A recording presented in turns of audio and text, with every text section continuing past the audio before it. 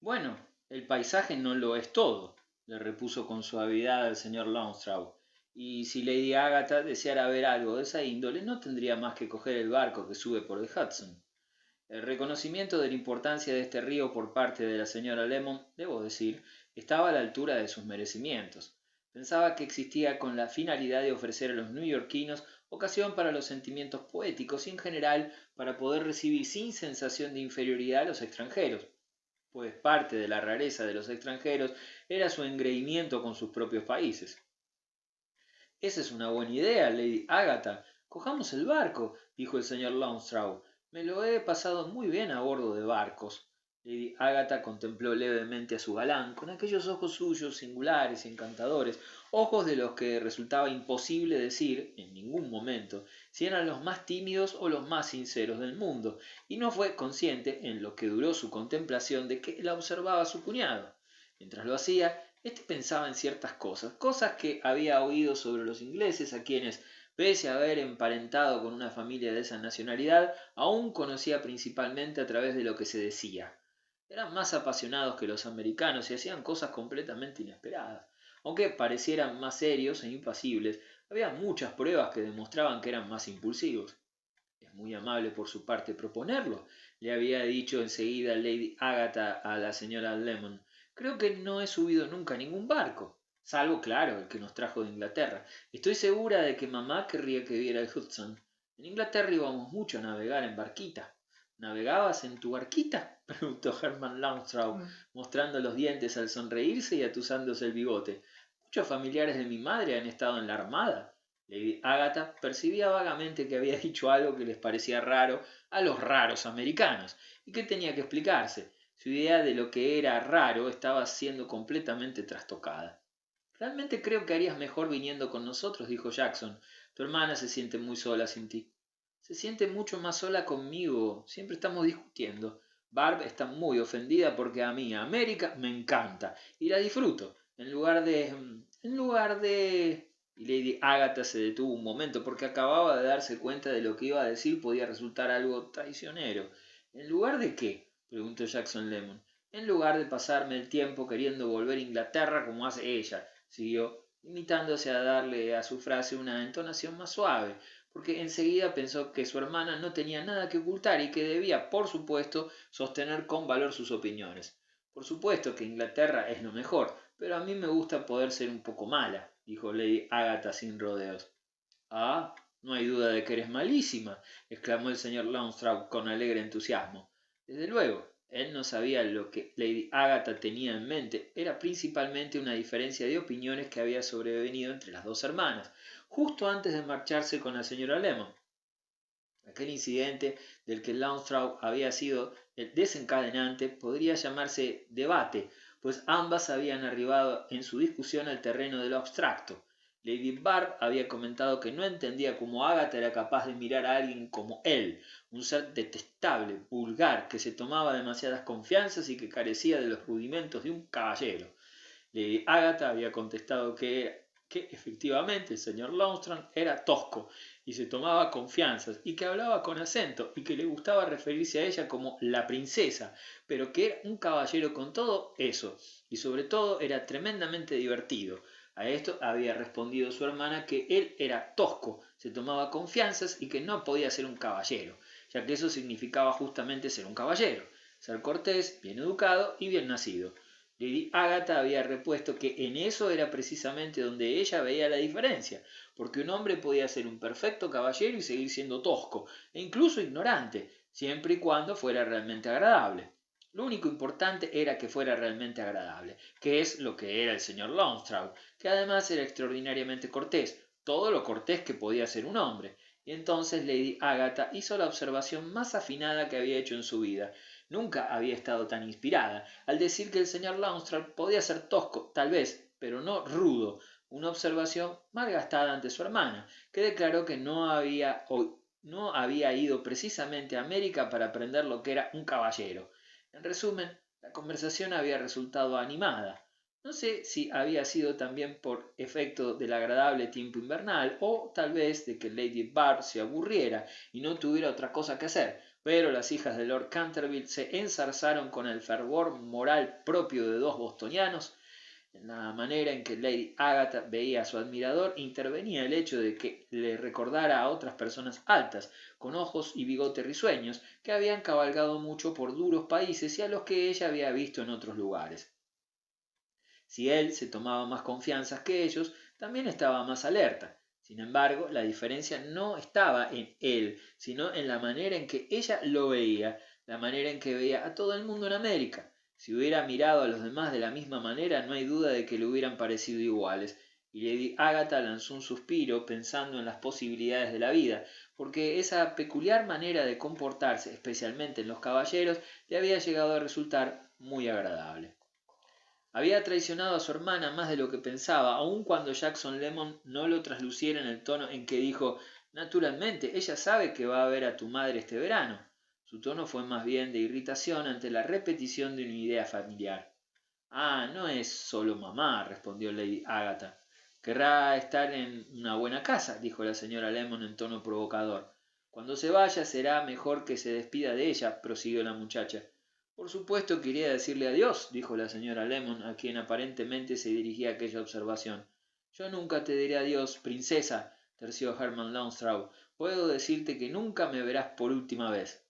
A mí no me importa, porque yo regresaré, pero si Barb se va a Inglaterra, no volverá». «Pero muchacha», murmuró la señora Lemon, dirigiéndose a Lady Agatha, pero mirando a su hijo. Jackson miraba al techo, al suelo, sobre todo parecía muy azorado. «Espero que no te importe que lo diga, Jackson», dijo Lady Agatha, porque le tenía mucho cariño a su cuñado. Bueno, en ese caso no irá», comentó al cabo de un rato con una sonrisa leve y seca. «Pero se lo prometiste a mamá. Acuérdate», dijo la muchacha con la confianza de su afecto. Jackson la miró con ojos que no expresaban otra cosa que su muy moderada hilaridad.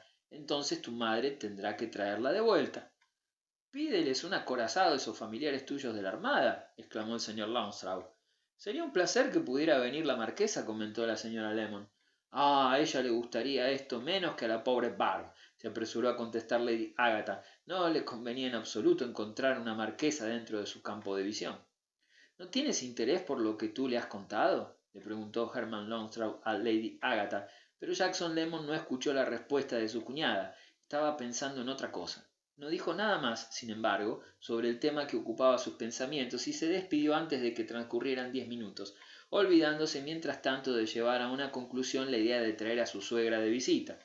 No fue para hablar de eso, porque, como sabemos, le apetecía tener con ella a la muchacha y no conseguía tenerle miedo a Hermann Launstraw, por lo que cuando se despidió Jackson, la señora Lemon lo acompañó hasta la puerta de la casa y lo retuvo un poco en la escalera, tal como la gente hacía siempre en Nueva York en su época, y no como se llevaba con aquella nueva moda que no le gustaba nada y que consistía en no salir del salón. Le puso la mano en el brazo para que se quedara en el peldaño y observó a un lado y a otro la brillante tarde y la hermosa ciudad, con sus casas de color chocolate, tan extraordinariamente iguales y bonitas, en las que parecía que tendría que alegrarse de vivir hasta la gente más desagradable. No servía de nada intentar ocultarlo, algo había cambiado con la boda de su hijo, ahora había una especie de barrera. Era un problema mucho mayor que la vieja dificultad de hacer que su madre sintiera que seguía siendo, como cuando él era niño, la dispensadora de sus recompensas. Esa vieja dificultad se había resuelto fácilmente. La nueva era una preocupación visible. La señora Lemon sentía que su nuera no la tomaba en serio y eso era parte de la barrera. Si bien a Barberina le gustaba a ella más que a ninguna otra persona, eso era sobre todo porque los demás le gustaban muy poco. La señora Lemon no tenía una pizca de resentimiento en su carácter, y si se permitía criticar a la esposa de su hijo, no era para contribuir a crearle ninguna sensación de haberse equivocado. No podía evitar pensar que aquel matrimonio no era completamente dichoso si la esposa no se tomaba en serio a su suegra.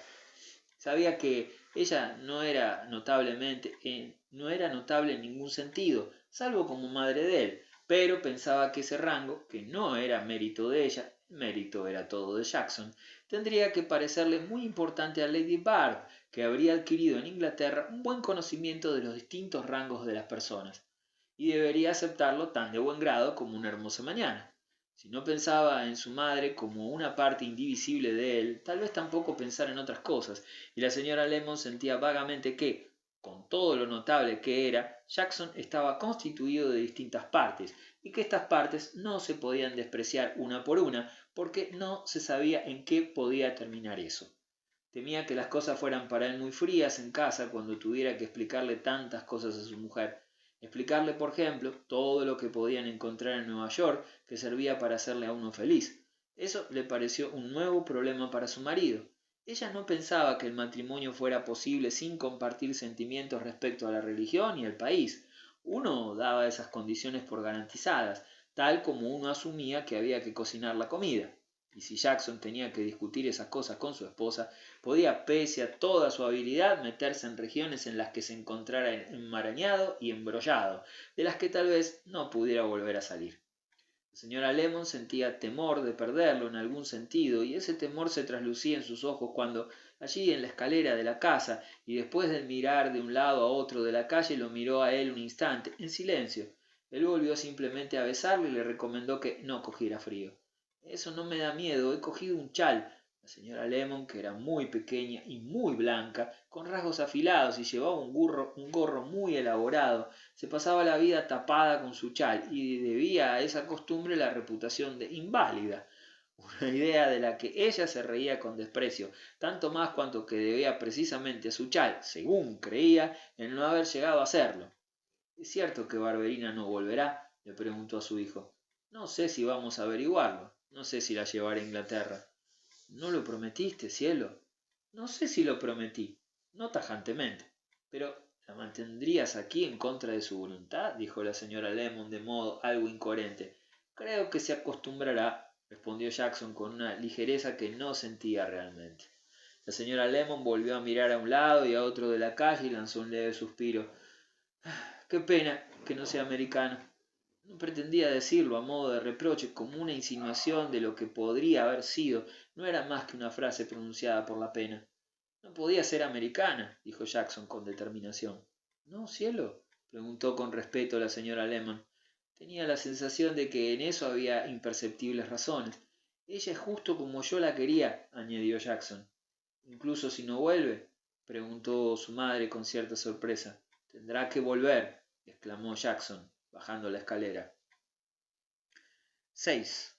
Después de aquello, Lady Bart no declinó recibir a sus conocidos neoyorquinos los domingos por la tarde, aunque por el momento se negó a participar en el proyecto de su marido, que pensaba que debía hacerlo también la noche de ese día. Como todos los buenos americanos, Jackson Lemon daba mucha importancia a la cuestión de cómo, en su tierra nativa, se creaba un círculo social.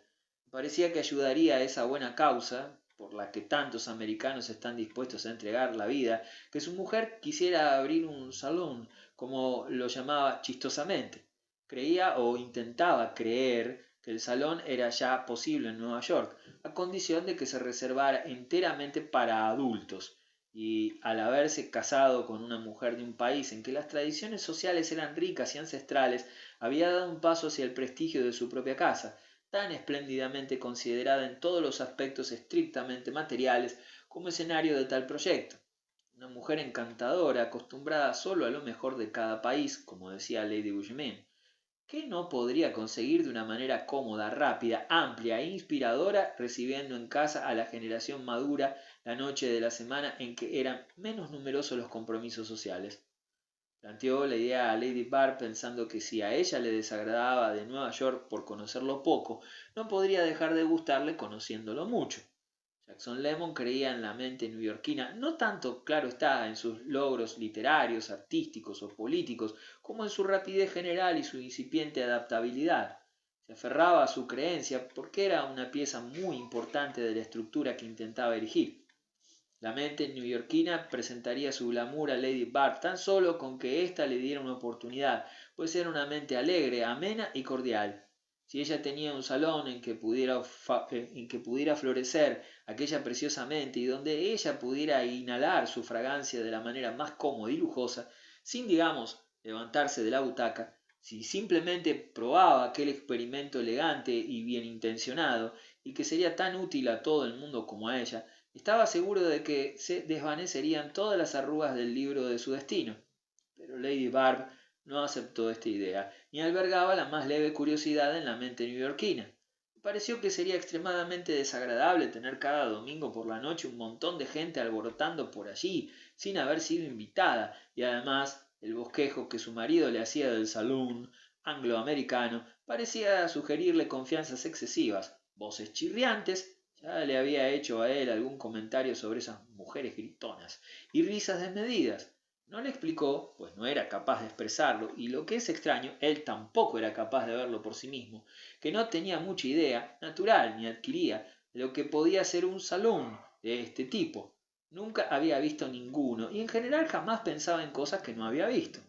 Había estado en grandes cenas, bailes, reuniones, paseos, carreras, había visto fiestas en el jardín y un montón de gente, sobre todo mujeres, que, sin embargo, no gritaban, juntándose para tomar el té de manera sosa y acartonada, y distinguida concurrencia reunida en espléndidos castillos, pero nada de eso le daba idea de una tradición de la conversación, de un acuerdo social en la continuidad de una tertulia que se iba acumulando de una sesión a la siguiente y que no había que perder.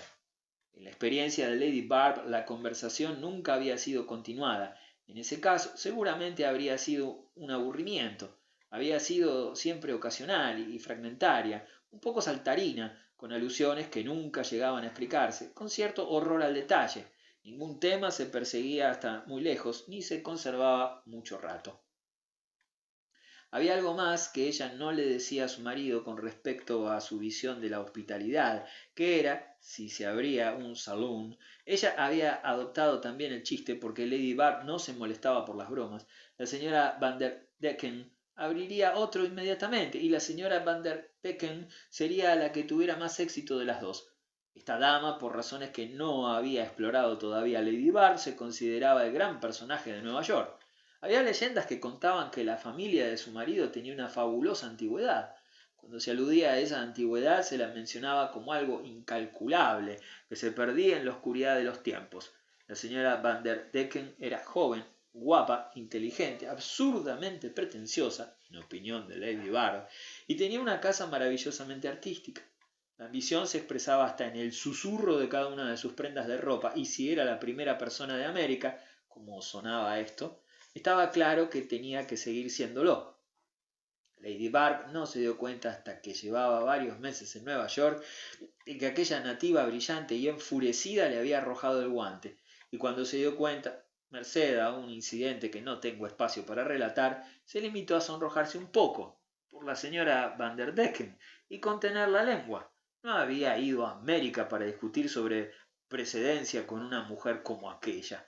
Había dejado de pensar mucho sobre eso. Por supuesto, se pensaba mucho en ello en Inglaterra, pero el instinto de autoconservación no le permitía exponerse a ocasiones en que sus derechos pudieran ser puestos en duda. Esto, en el fondo, tenía mucho que ver con su determinación de no salir apenas, tomada poco después de la euforia de honores que le dispensaron a su llegada y que le había parecido completamente excesiva. No pueden mantener este nivel, se dijo, y en consecuencia decidió quedarse en casa. Tenía la sensación de que cada vez que saliera se encontraría con la señora Van der Decken, que retendría o negaría o impugnaría algo. La pobre Lady Barb no podía imaginarse qué. No hizo la prueba y tampoco pensó mucho en ello porque no era dada a confesar sus miedos, especialmente esos miedos de los que está ausente el terror. Pero, como he dicho, albergaba en su interior el presentimiento de que, si abría un salón al estilo extranjero, era curioso cómo intentaban en Nueva York ser extranjeros, la señora Van der Decken se le adelantaría. La continuidad de la conversación, esa idea la tendría ella ciertamente. No había nadie tan bueno en eso como la señora Van der Decken. Lady Barb, como he contado, no le daba a su marido la sorpresa de revelarle estos pensamientos, aunque le había dado otras sorpresas. Pero él se hubiera quedado muy asombrado y tal vez, al cabo de un rato, se hubiera sorprendido y casi alegrado al descubrir que era ella capaz de irritarse de aquel modo. Podían ir a visitarla el domingo por la tarde, y en una de esas ocasiones, volviendo algo tarde y entrando en el salón de ella, la encontró en compañía de dos damas y un caballero. El caballero era Sidney Feather y una de las damas era la señora Van der Decken, cuyas relaciones con Lady Barb eran en apariencia sumamente cordiales. Aunque su intención fuera aplastarla, tal como declaraban en privado 2 o 3 personas no famosas por su exactitud, la señora Van der Decken deseaba al menos estudiar los puntos débiles de la invasora para penetrar en el carácter de la muchacha inglesa. Desde luego, Lady Barb parecía ejercer una misteriosa fascinación en la representante del patriciado americano. La señora Van der Decken no podía apartar los ojos de su víctima, y fuera cual fuera la importancia que le otorgaba, al menos no podía dejarla en paz. ¿Por qué viene a verme?, se preguntaba la pobre Lady Barb. Yo estoy segura de que no quiero verla, y ella ya ha cumplido de sobra. La señora Van der Decken tenía sus motivos, y uno de ellos era sencillamente el placer de mirar a la esposa del doctor, como llamaba habitualmente a la hija de los Canterville. No incurría en un estúpido desprecio de la apariencia de la dama, y profesaba una admiración infinita hacia ella, a la que defendía muchas veces contra personas superficiales que decían que había 50 mujeres en Nueva York más atractivas que ella. Fueran los que fueran, los puntos débiles de Lady Barb no eran, desde luego, la curva de su mejilla y barbilla, el engarce de su cabeza en el cuello, ni la suavidad de sus intensos ojos, que eran tan bellos como los ojos ciegos de aquellos bustos de la antigüedad. La cabeza es encantadora, completamente encantadora, solía decir la señora Van der Decken, sin venir al caso, como si solo hubiera una cabeza en el lugar. Preguntaba siempre por el doctor, y este era otro motivo por el que acudía. Mencionaba al doctor cada 2 por 3, preguntaba si lo llamaban de noche a menudo, encontraba que era el mayor de los lujos, en una palabra, referirse a Lady Barb como la esposa de un médico, la cual debía de estar más o menos au courant de los pacientes de su marido.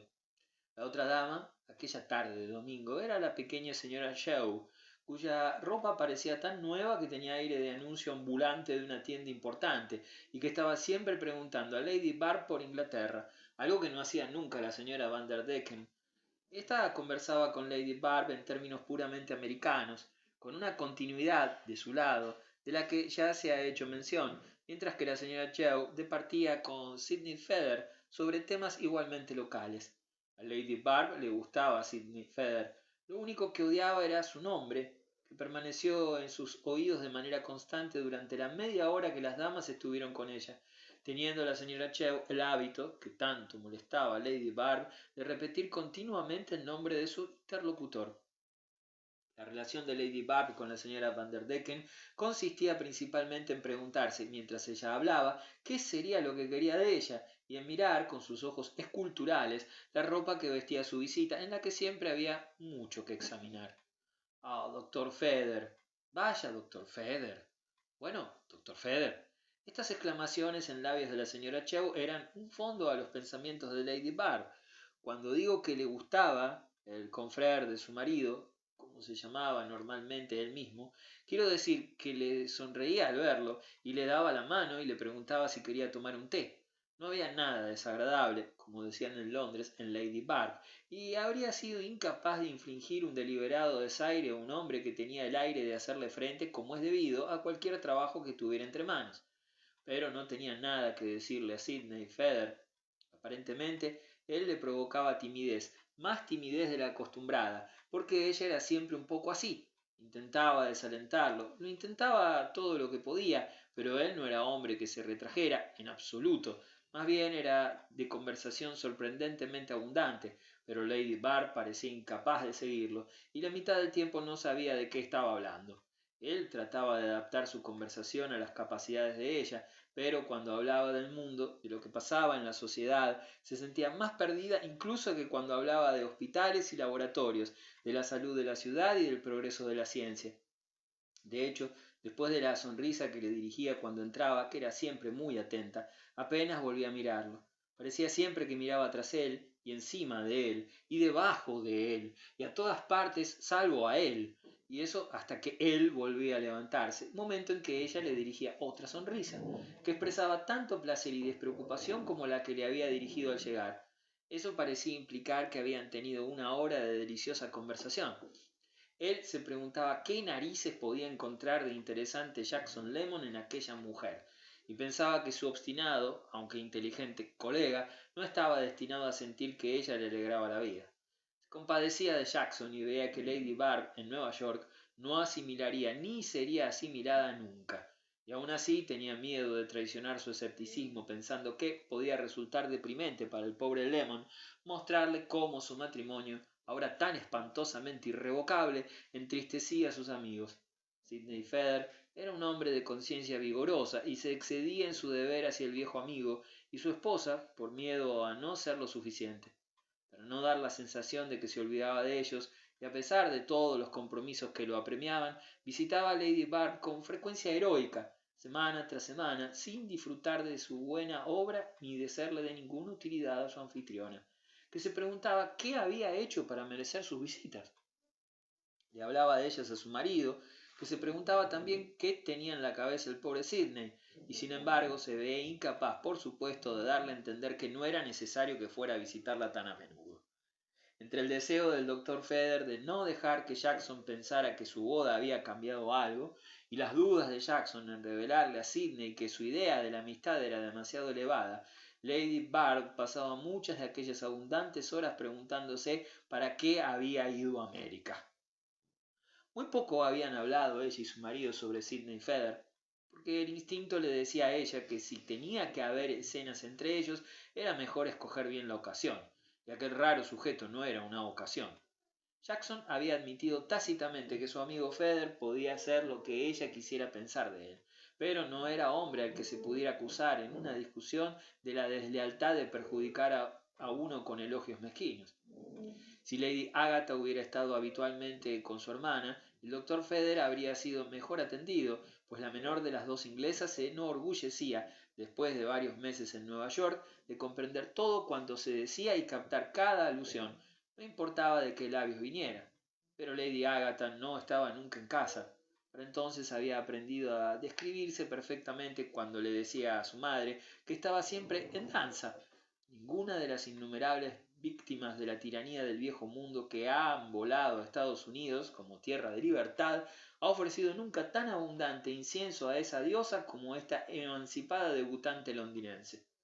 Se había metido en un divertido grupo que era conocido por el humorístico nombre de los Bólidos, una docena de jóvenes damas de agradable apariencia, buen humor y buenas energías, cuya característica más general era que, cuando alguien las buscaba, podían hacerlo en cualquier parte del mundo, menos bajo el techo que se suponía que las cobijaba. No estaban nunca en casa, y cuando Sidney Feather, como a veces sucedía, encontraba a Lady Agatha en otras casas, la hallaba en manos del irreprimible Launstraw. Había vuelto con su hermana, pero el señor Launstraw la había seguido hasta la puerta.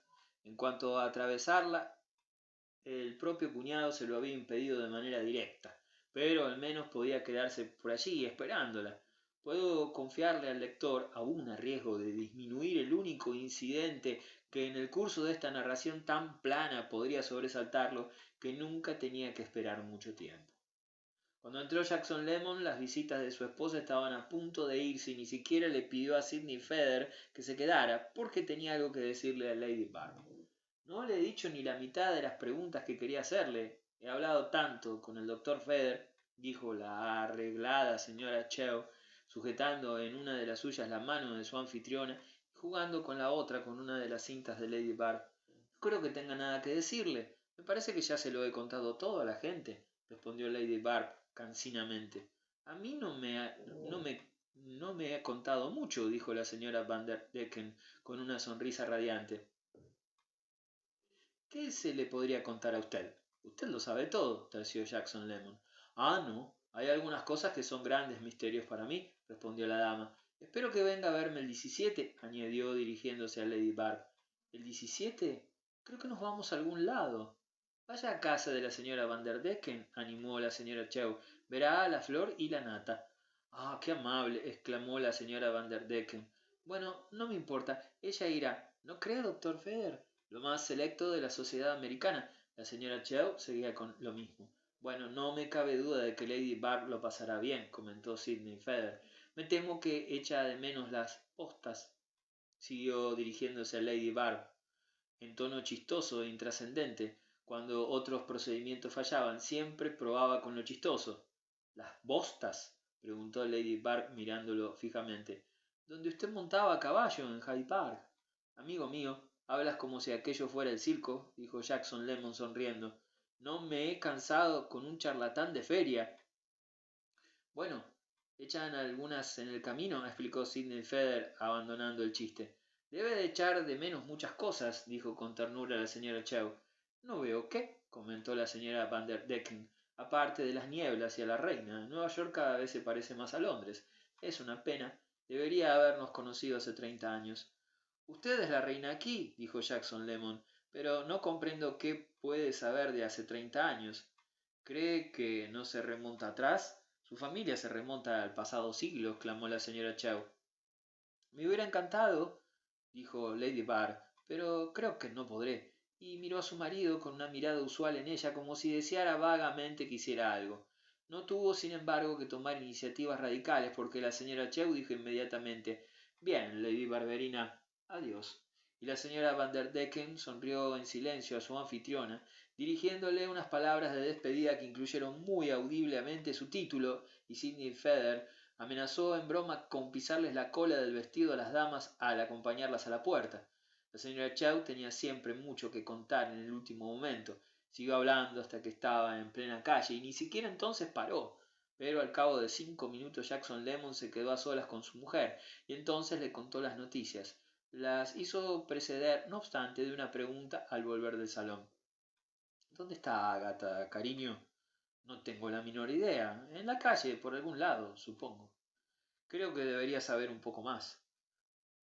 ¿Cómo puedo saber qué pasa aquí? He tirado la toalla, no puedo hacer nada con ella, me da igual lo que haga. Debería volver a Inglaterra, dijo Jackson Lemon tras una pausa. No debería haber venido nunca. No fue mía la idea, Dios lo sabe, respondió Jackson bruscamente. Mamá no se lo podría imaginar, dijo su esposa. No, la cosa no ha salido como se imaginaría tu madre. Herman Longstraw quiere casarse con ella. Me ha presentado una proposición formal. Me lo he encontrado hace media hora en Madison Avenue y me pidió que la acompañara al Columbia Club. Allí, en la sala de billar, que hoy estaba vacía, se me ha sincerado, pensando evidentemente que al plantear ante mí el asunto se comportaba con extraordinaria corrección. Me ha dicho que se muere de amor y que ella está deseando irse a vivir a Arizona. Y es cierto, dijo Lady Barb. ¿Y qué le dijiste tú? Le dije que tenía la seguridad de que nunca funcionaría y que no tenía nada más que añadir. Le dije explícitamente, en resumen, lo que ya le había insinuado. Le aseguré que enviaríamos a Agatha de regreso a Inglaterra y que, si tenían el valor, que plantearan la cuestión allí. ¿Cuándo la enviarás de vuelta? Preguntó Lady Barb. Inmediatamente, en el primer barco de vapor. ¿Sola? ¿Como una americana? No seas desagradable, Barb, dijo Jackson Lemon. No me costará trabajo encontrar acompañantes. Ahora navega un montón de gente. Debo acompañarla yo misma, declaró Lady Barb al cabo de un instante. Yo la traje aquí y debo volver a dejarla en manos de mi madre. Jackson Lemon se lo había esperado y creía que estaba preparado.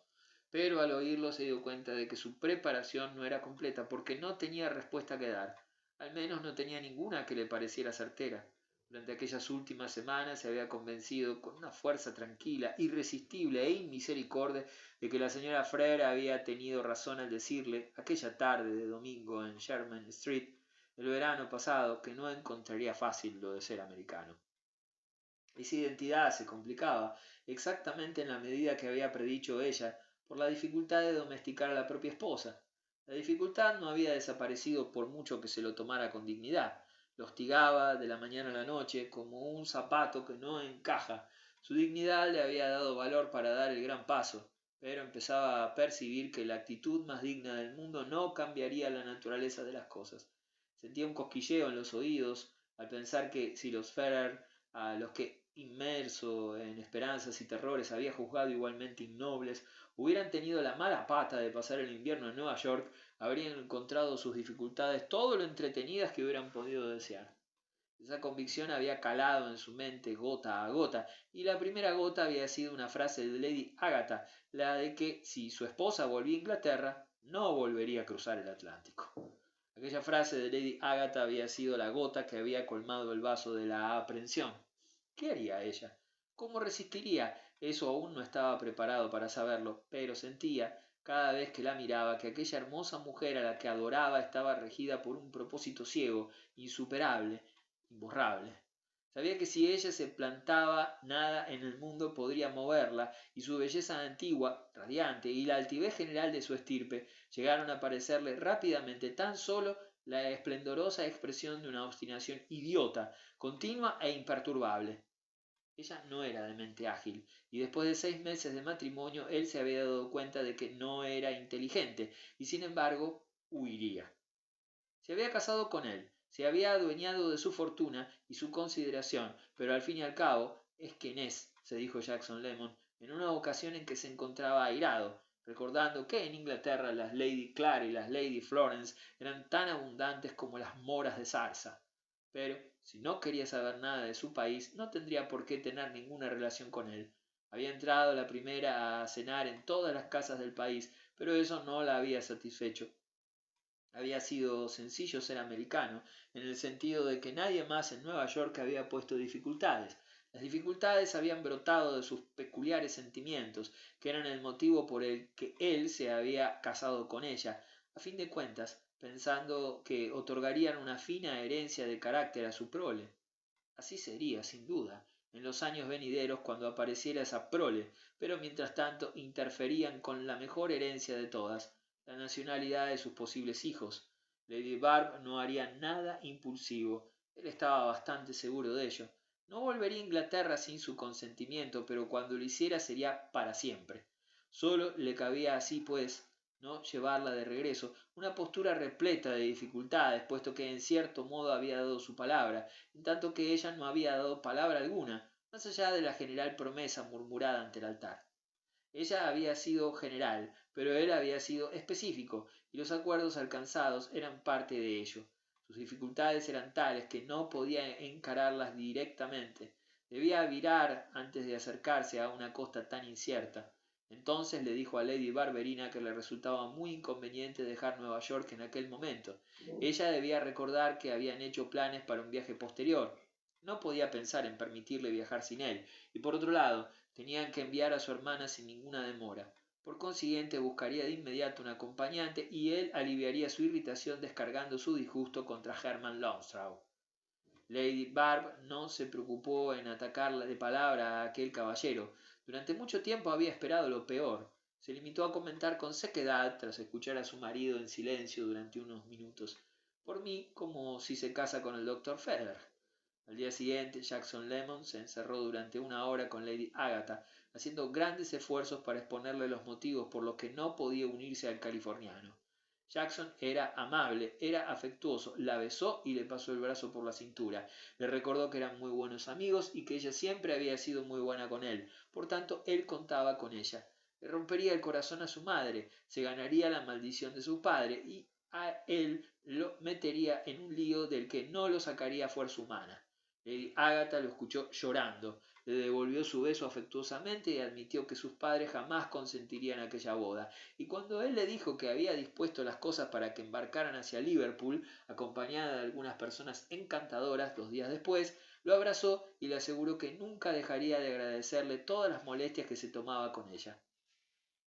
Él se enorgulleció de haberla convencido y en cierto grado la consoló, y pensó para sí con satisfacción que aunque se le metiera en la cabeza, Barberina nunca estaría preparada para embarcar hacia su tierra natal en el espacio de tiempo comprendido entre el lunes y el miércoles. A la mañana siguiente Lady Agatha no se presentó a desayunar, pero como solía levantarse muy tarde, su ausencia no despertó alarma alguna. No había hecho sonar la campana y pensaron que seguiría durmiendo, pero nunca se había quedado durmiendo más tarde del mediodía, y al acercarse esa hora su hermana acudió a su habitación. Lady Barb descubrió entonces que había abandonado la casa a las 7 de la mañana para ir a reunirse con Herman Longstraw en una esquina cercana. Una pequeña nota que había sobre la mesa explicaba muy sucintamente, impidiendo dudar de ello a Jackson Lemon y a su esposa, que para cuando leyeran aquellas noticias su disco la hermana se habría unido al hombre de su preferencia tan estrechamente como le permitieran las leyes del estado de Nueva York. La pequeña nota declaraba que, como sabía que nunca consentirían que se casara con él, había decidido casarse sin permiso y que nada más terminar la ceremonia, que sería de la mayor sencillez, tomarían un tren hacia el lejano oeste. Nuestra historia solo tiene relación con las consecuencias remotas de este incidente, que dio, por supuesto, una gran cantidad de problemas a Jackson Lemon. Marchó al lejano oeste en pos de los fugitivos y los alcanzó en California, pero no tuvo el valor de proponerles que se separaran, al comprobar que Herman Longstrauch no se había casado peor que él mismo. Lady Agatha era ya popular en los nuevos estados, donde la historia de su fuga, estampada con enormes mayúsculas, circulaba en 1000 periódicos. Aquello de los periódicos había sido para Jackson Lemon uno de los resultados más terminantes del coup d'état de su cuñada. Su primer pensamiento había sido sobre la prensa y su primera exclamación una plegaria para que no contaran la historia, pero la contaban, tratando el asunto con la energía y elocuencia acostumbradas. Lady Barb no llegó a verlos, pero un afectuoso amigo de la familia que viajaba entonces por Estados Unidos hizo un paquete con algunos de los periódicos más importantes y los envió a Lord Canterville. Aquel envío motivó una carta por parte de Lady Canterville dirigida a Jackson Lemon, que zarandeó desde la base de la posición de la joven. Sobre la casa de Canterville había caído el oprobio, y su suegra le pedía en compensación por las afrentas e injurias que caían sobre su familia, afligida y deshonrada como estaba, que le fuera permitido al menos verle la cara a su otra hija. Supongo que, por mera compasión, no será sordo un ruego como este, dijo Lady Barb, aunque retroceda ante la idea de consignar un segundo acto de debilidad por parte de un hombre que tenía tales pretensiones de fortaleza, no tengo más remedio que relatar que el pobre Jackson, que se ponía encendido al ver los periódicos y sentía renovarse cada vez que los leía la fuerza del terrible axioma de la señora Frere, el pobre Jackson hizo una visita a la oficina del Cunard más tarde, se dijo a sí mismo que eran los periódicos los que lo habían conseguido. Él no podía soportar que pareciera que estaba de su lado. Le ponía muy difícil navegar la vulgaridad del país, justo cuando más necesitaba negarla. Antes de embarcar, Lady Barb se negó tajantemente a mencionar semana ni mes alguno como fecha de su vuelta a Nueva York. Muchas semanas y meses han pasado desde entonces y ella no da señal de regresar. Nunca fijará una fecha. La echa mucho de menos la señora Van der Decken, que todavía alude a ella y sigue diciendo que era soberbia la línea de sus hombros, poniendo la frase que dice con aire pensativo en pretérito. Lady Bushman y Lady Marmaduke están muy desconcertadas. A su modo de ver, el proyecto internacional no ha recibido el impulso esperado. Jackson Lemon tiene casa en Londres y monta a caballo por Hyde Park con su esposa, que es tan bella como el día, y hace un año le hizo entrega de una niña con rasgos en los que Jackson quiere encontrar el aspecto de la raza. Si lo hace con esperanza o con miedo, eso es hoy por hoy más de lo que me ha revelado mi musa. Tiene de vez en cuando alguna escena con Lady Barb, durante la cual resulta muy patente en el rostro de ella el aspecto de la raza, pero esas escenas nunca concluyen en una visita a los Cunarder. Él está inquieto en extremo y cruza constantemente el continente, pero regresa de manera repentina porque no puede soportar encontrarse con los Frere, que parecen invadir las regiones más confortables de Europa. Se esquiva por todas las ciudades. Sidney Feather lo lamenta mucho por él. Hace meses, desde la última vez que Jackson le envió resultados. Este excelente muchacho va muy a menudo, con ánimo consolador, a ver a la señora Lemon, pero no ha sido aún capaz de responder a su eterna pregunta: ¿por qué esa chica y no otra? Lady Agatha Longstrauch y su marido llegaron a Inglaterra hace un año y la personalidad del señor Longstrauch cosechó un enorme éxito durante la última temporada londinense. Se ignora de qué viven exactamente, aunque se sabe que él está buscando ocupación. Mientras tanto, se piensa que los mantiene Jackson Lemon.